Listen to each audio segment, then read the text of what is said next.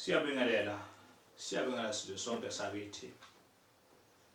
Kuphi nakuphi umuntu la khona use-South Africa, usemazweni angaphandle, umhlaba wonke jikelele siyanibingelela. Uyabingelela namhlanje uDr. Spikile. Uyishimishane zomoya ingqondo amaphiko phezu kwemizi yamadoda. Mavula kuvaliwe, uhamba bangamthanda bezizwe. Kodwa-ke la bantu esuke bangamthanda uDr. Spikile, la bantu abangazwani neqiniso. Nalaba bantu vele abangalungile. Akubona ukuthi wonke umuntu akamthanda uDr. Spikile. Bakhetheke nje labo bantu abangamthanda uDr. Spikile. Ingakho ibongo zika Dr. Spikile kuthiwa uhamba bangamthandi abezizwe. Isikhathi esiningi futhi bagcine bebaningi la bantu abangamthandi uDr. Spikile, kodwa engabasukela nakasukele umuntu. Uzondela nje iqiniso kuphela. Injalo nje indaba. Wabona umuntu nje esakamthanda uDr. Spikile, lowo muntu sekukhona inkinga esuke ikhona kulowo muntu loyo. Cha, bafowethu nodadewethu-ke namhlanje abalandeli baka-Dr. Spikile, abantu abasizwa uDr. Spikile, abantu abangasizwa uDr. Spikile noma ngakubani. Bonke abantu sibathanda bonke.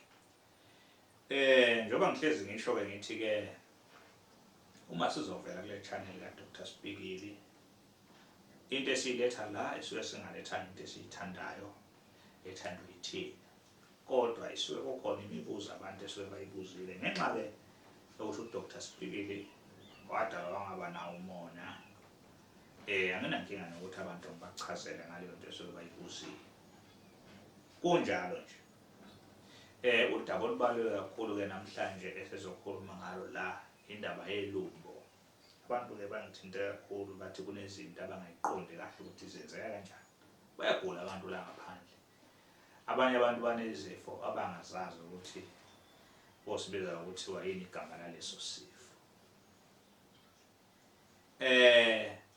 Izinto eziningi esuke zisemzimbeni womuntu noma zikuphi noma izinto ezingokugula esuke zikumuntu zehlukahlukene kaningi, ziningi inhlobo zezifo ezikhona la emhlabeni.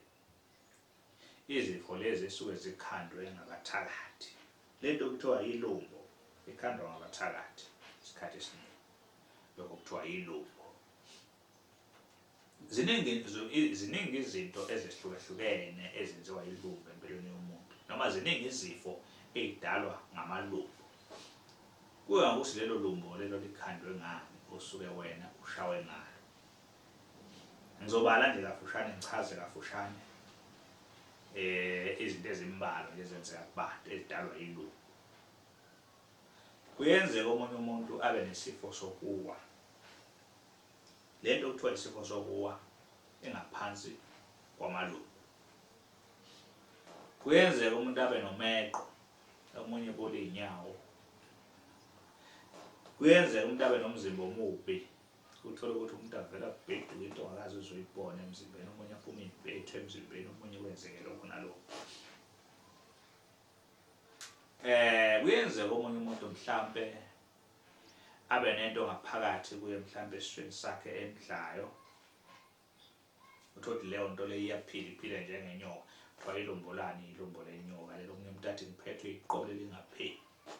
Omunye umuntu athi ngiphethwe ikhanda lingapheli. Uyabona lezi zifo lezi isikhathi esiningi othothi izifo zakhona azipheli, noma usuke wathi ugwinya iphilisi wenza lokhu nalokho akupheli. Yonke lento isuke ilumbo leyo. Bese kuba khona isichitho.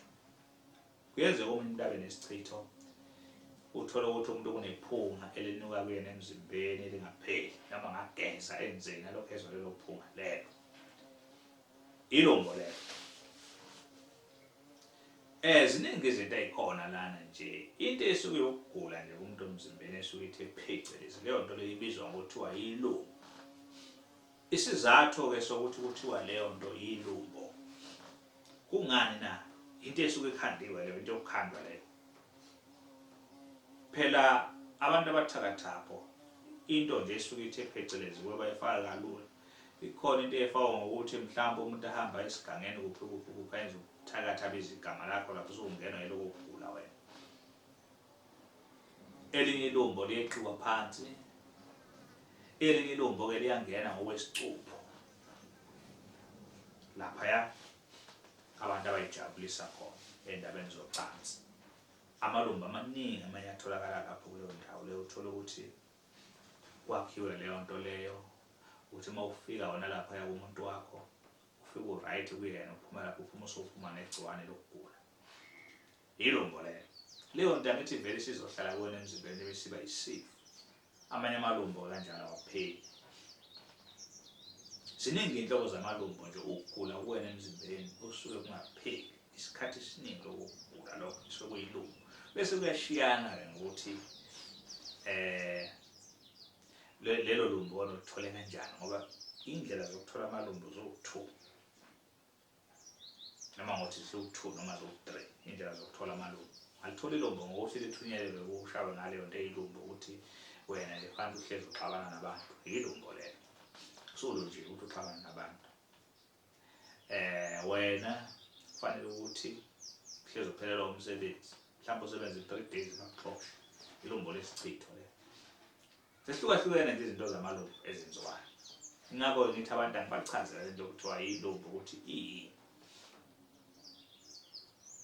Ushawe istroke, yilumbo lelo. Ukushawa istroke nje isikhathi esiningi kuhamba nezinto zamalumbo. Khona into ekhandwayo lapha, ikhandwa lento okuthiwa impundulo, bese bayithumelela bayishaye ngayo, bawubemeze ngayo. Izizokukhahlela lento. Nje umlomo, nje uhlangothi. Ziningi indlela zamalumbo. Lento okuthiwa yilumbo-ke namanje into eyikhona, into yakudala vele ikhona. Into esuke ithakiwe nje ukuthi kufanele yenze ububi empilweni yakhe esuke leyo nto leyo kuyilumbo. Bathini-ke abantu mangabe bengibuza bathi amalumbo awalapheki, bathi izinto ey'njalo khona into engalapheki. Cha, zimbalwa izifo ezingalapheki emzimbeni womuntu.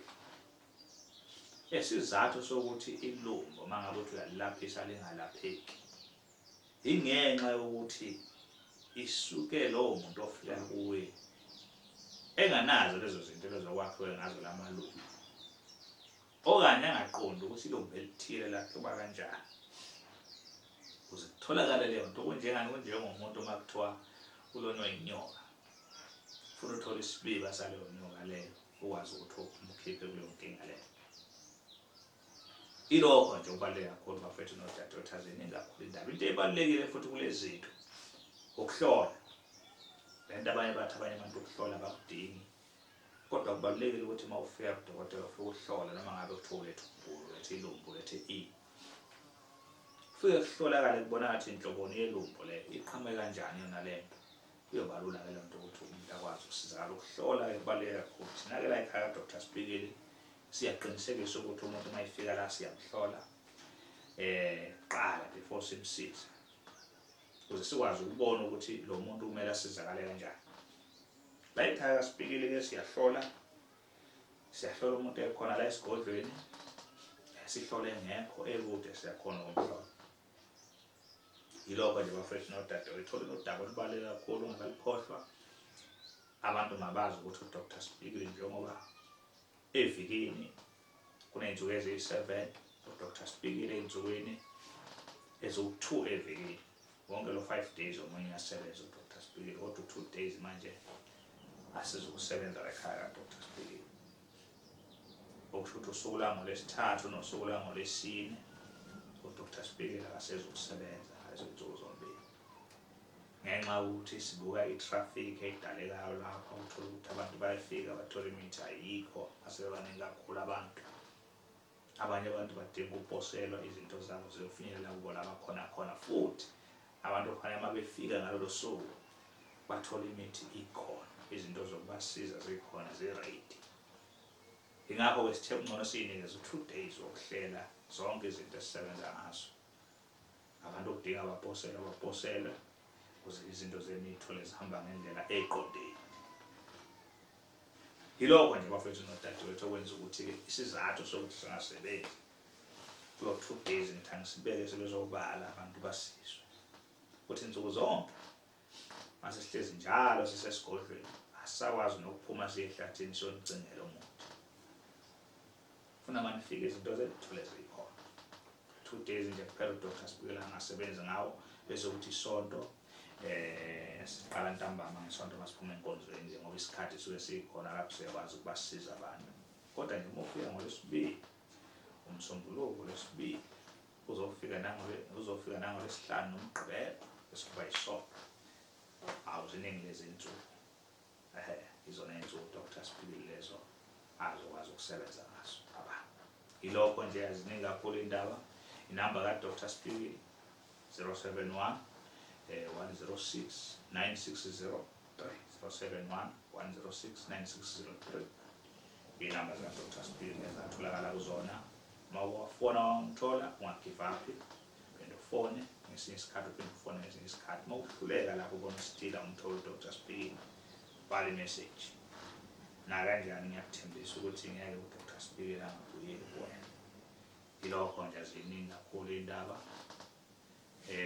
Ama-direction eza la kaDr. Sibili kulula kakhulu ukuza kaDr. Sibili ngoba kwaMhlaba uyalingana ukuphi nendawo, useGoli, useThekwini, ukuphi uNewcastle, whatever noma ngabe mawuza kaDr. Sibili uya kwaMhlaba uyalingana eBhambanani. kwaMhlaba uyalingana kodwa eBhambanani modlula eJozini. Ungakafiki eBhambanani usuke ehlala kuphi isitobhi, wehla kuseSemathayini mangabe uza nge-public transport. Mawuza ngemoto yakho ungena khona eMathayini ngemoto yakho. Zinjalo nje ziningi kakhulu iy'ndaba mfethu nodadewethu. Sane ngibambe evidweni elandelayo. Bye bye, siyabonga.